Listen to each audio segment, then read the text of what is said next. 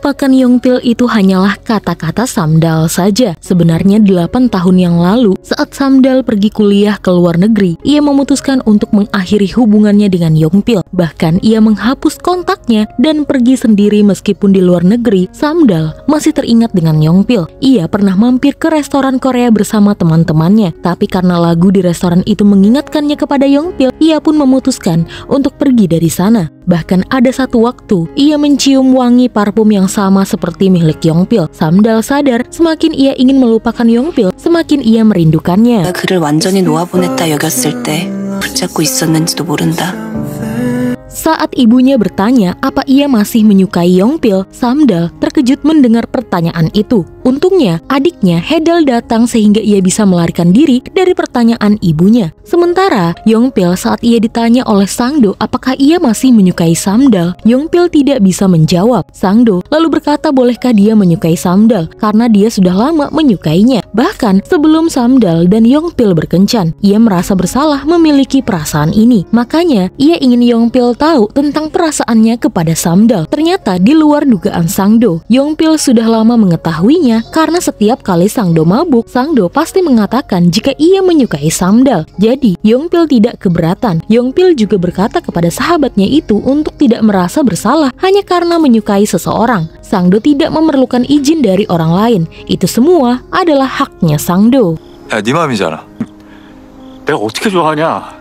Malam itu hujan turun dengan lebatnya. Samdal yang ada di rumah khawatir kenapa Yongpil belum pulang juga. Yongpil ternyata singgah di depan anak-anak kucing di bawah pohon yang sedang kehujanan. Yongpil masih ingat dulu saat ia dan Samdal masih berkencan, mereka meninggalkan payung untuk anak-anak kucing lalu pulang dengan keadaan basah kuyup, dan di bawah hujan deras itu mereka berciuman dan memadu kasih bersama. Yongpil juga meninggalkan payung untuk anak-anak kucing itu. Namun bedanya sekarang ia pulang sendirian. Saat pulang, ia malah melihat Samdal sedang berusaha menutup jendela kamar Yongpil menggunakan sebilah kayu. Samdal langsung terkejut melihat kedatangan Yongpil dan mereka pun sama-sama terjatuh di bawah hujan yang cukup deras.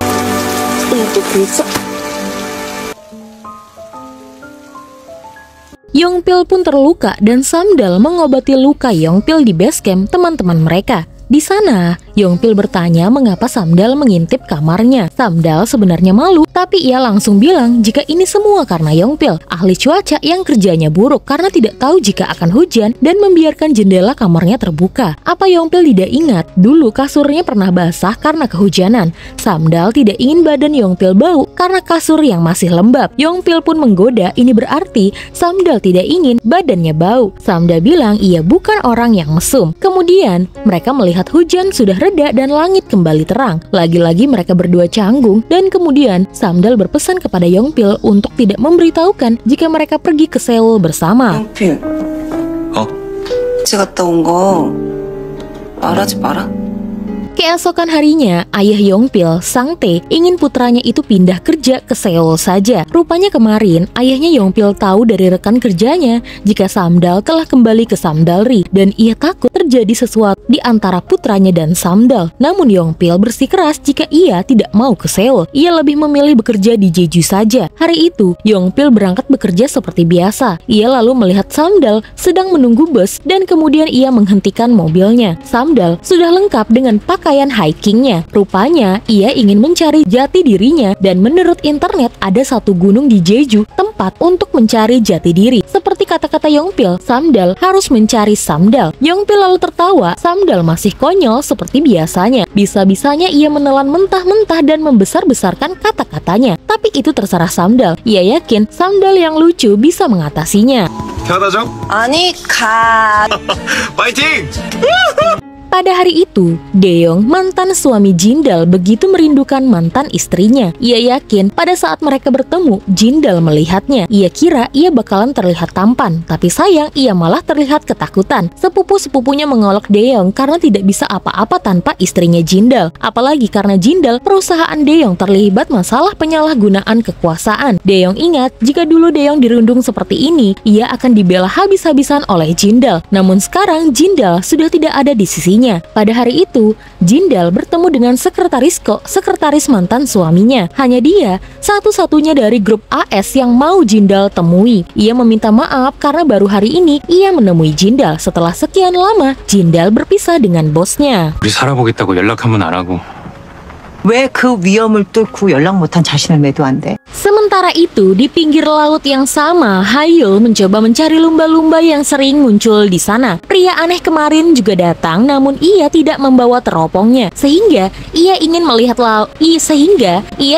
lumba-lumba memakai teropong laut. Karena tergesa-gesa, ia pun menjatuhkan koin terakhirnya dan ia pun mencari di atas tanah. Saat itu, Hedal datang untuk menjemput Hayul. Ia melihat pria itu merogoh di tanah, dan ia ingat jika pria itu adalah pria aneh yang diceritakan Hayul. Hedal kemudian terkejut saat pria aneh itu meminta uang kepadanya, dan sambil takut-takut, Hedal memberikan uang tersebut. Ia kira pria aneh ini adalah pria yang lari dari rumah sakit jiwa, tapi rupanya ia salah. Pria aneh itu kemudian memberikan kartu namanya jika ia bernama Gong Ji-chan, presiden grup lumba-lumba di Jeju. Hayul pun meminta maaf karena ia telah salah paham. Ia kira Ji-chan adalah pria yang aneh. Ji-chan semakin kesal saat Hayul berkata kepada Hedal mengapa Hedal malah bermain-main dengan pria aneh. Namun pada saat itu tiba-tiba ada sebuah mobil melesat yang membuat Jin-chan menolong Hedal. Mereka pun bertatapan dan hal tersebut membuat Hayul malah memanggil ibunya itu dengan sebutan bibi.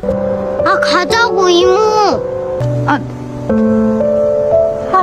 Saat sekretaris Ko mengantar Jindal pulang ke rumah, ia melihat Deong berada di depan rumahnya sedang celingak-celinguk mencari Jindal. Deong malah berpura-pura salah alamat rumah, tapi Jindal tahu sebenarnya Deong ingin mencarinya. Karena kebiasaan, Deong memanggil Jindal Yobo dan menanyakan keadaannya. Jindal hanya bilang jika keluarga Deong akan membunuh Deong jika melihatnya menemui Jindal, karena di sini banyak pasang mata yang melihat mereka. 여기 보는 눈 많다.